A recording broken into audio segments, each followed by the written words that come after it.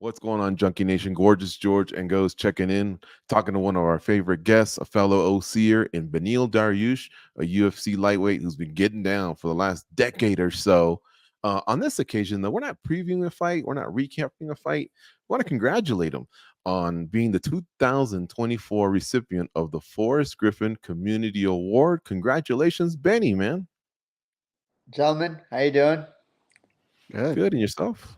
Amazing. It's been, the whole thing's been really cool. Since last week, people have been reaching out and congratulating me, and it's something different, you know? It's not something I'm used to getting as far as from the UFC. So I'm very grateful.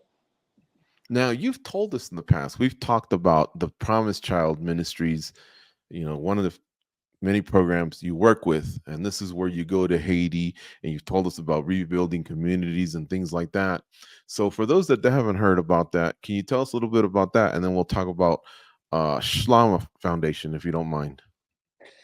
Yeah. So for Haiti, I went there in 2014 and just saw the need there. We started a feeding program because, I saw kids looking for food in trash, and like it crushed me. So um, I've decided to, like, hey, I told the pastor who lived there at the time, Leo, like, go get these kids some food and just call as many kids as you can, and he did.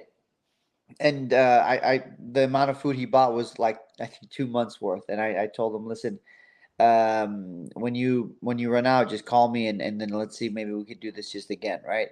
And that's how we started the feeding program, and that continued. And For then, the orphanages, right? yeah, well, the feeding program eventually turned into a school. Leo calls me again, says, hey, we need a school.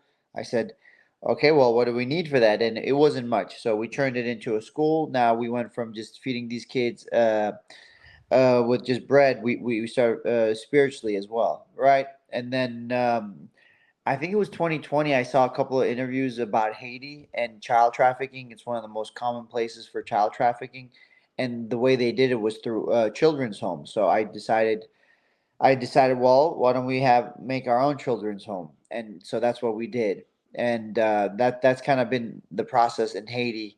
Now it's 2024, 4 years later, and the country is basically at civil war, or whatever you want to call it. We've had to change our approach on how we help the kids and the schools and everything. It's been a challenge, but I know God's going to use it for greater things. I've seen this before in Africa and Latin America. Tell me about a civil war like that. Can it affect the charities that you work with, or do they ever at least respect, almost like the Red Cross in a war or something, where it's hands off? Like, what's that like? Has this affected what you're doing in Haiti?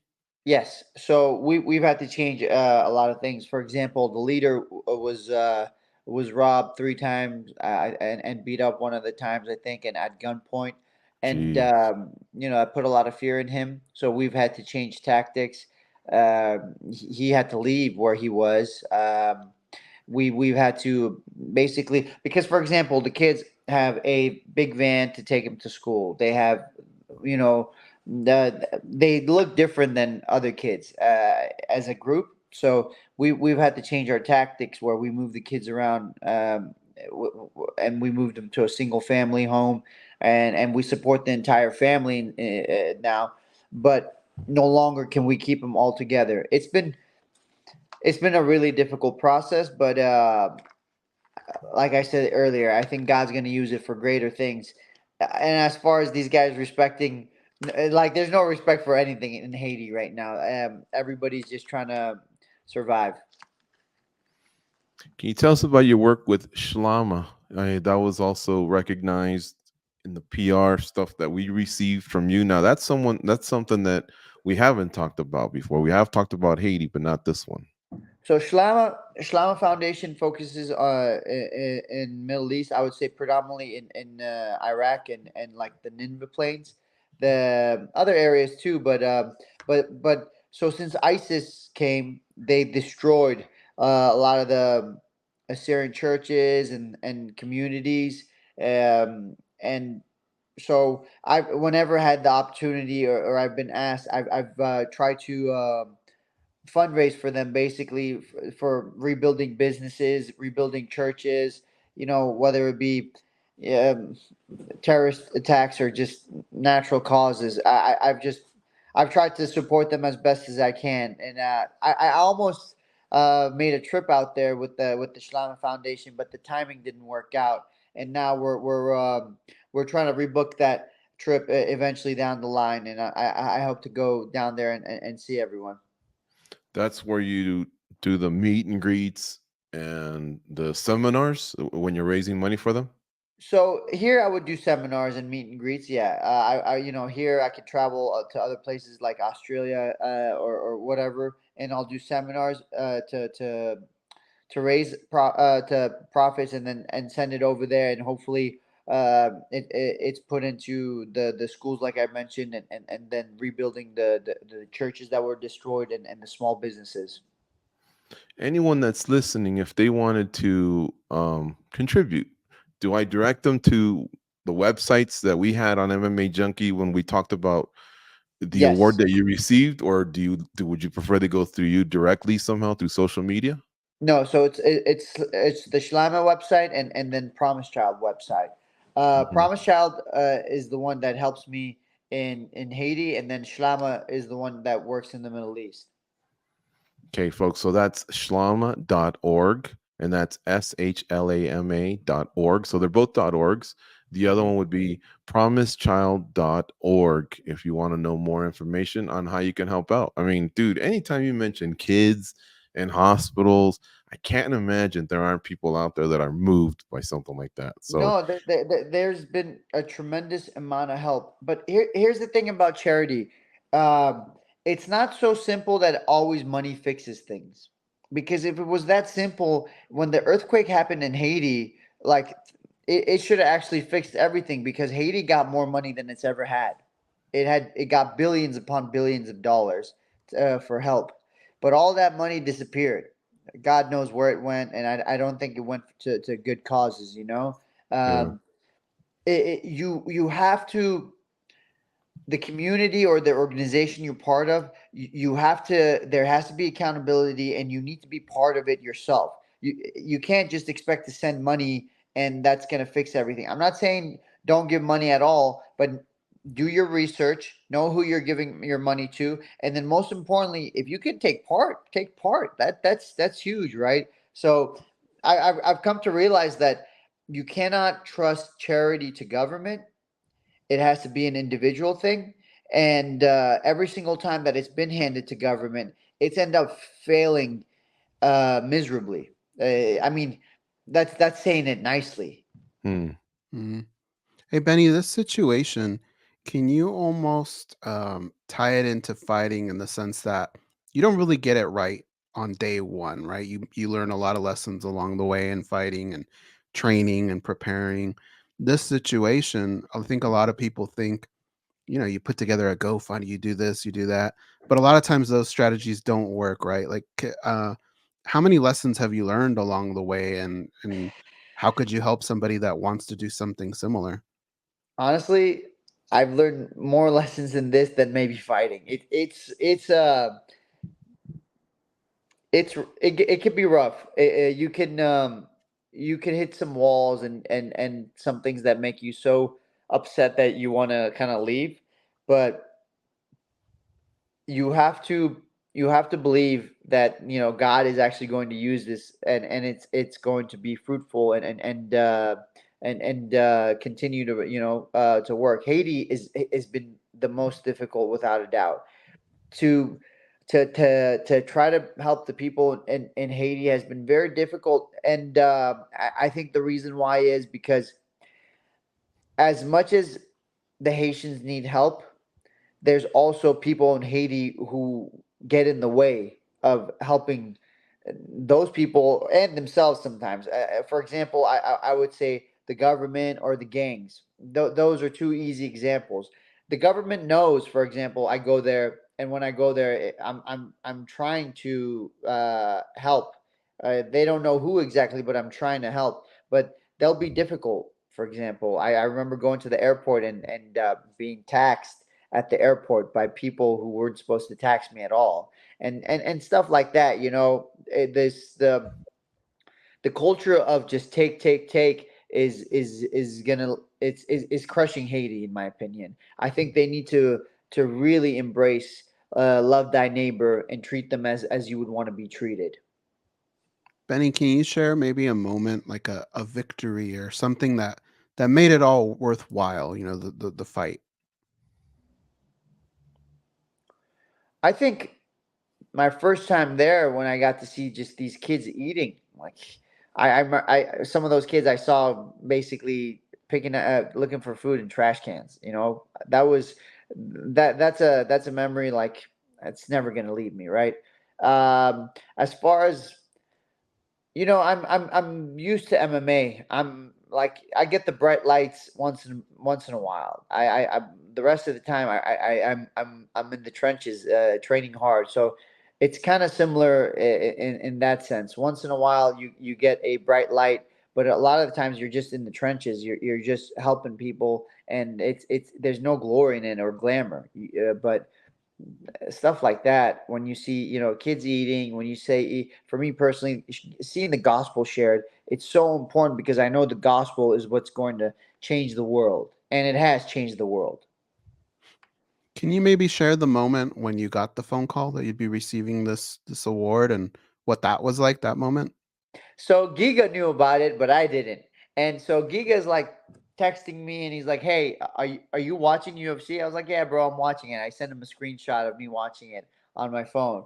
And then Gavin from the UFC, Gavin Porter, texted me. I was like, "Yeah, bro, I'm watching it." And then Brian texted me from the UFC as well, and I'm like, "I'm watching it, guys. I promise." And they're like, "From 5:20 to 5:40. Don't make sure you don't miss it." I was like, "Okay." So and I wasn't really sure what the heck's going on, but I was like, cool, I'm watching it, and I want to say it was like 5:30. I finally saw it, and I can't believe I'm saying this, but I actually got a little emotional because I was trying to get my pump in because my buddy was fighting and we were in Arizona, so I was like, man, I don't want to get lazy right now, so I went upstairs into the gym and I was just trying to get a nice pump, and and then I saw it, and then I'm sitting in the gym with people in there, and I'm like, I can't get emotional right now, but I'm actually emotional, and so I just started texting people and just telling them thank you, and people were texting me, and I just trying to reply to everybody, but it was a very special moment. I was definitely a moment where I thank God for, and I still do. I was thinking about this today, and I was thinking about family reactions, right? And especially, like parents, they'd probably be so proud of a moment like this. But I was curious, like, if it were me, I would almost think my parents would be more proud of me for doing this than winning a title. You know what I mean?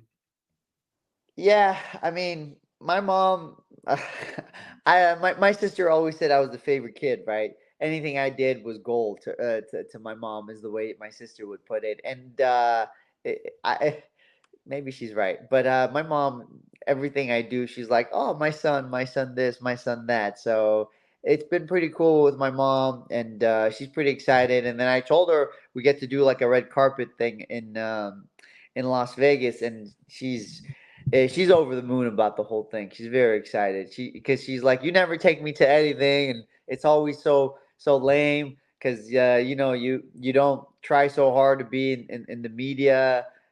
She likes to follow all the media and the gossip, so she's like, "You're the worst at it." But she's really excited about the red carpet stuff.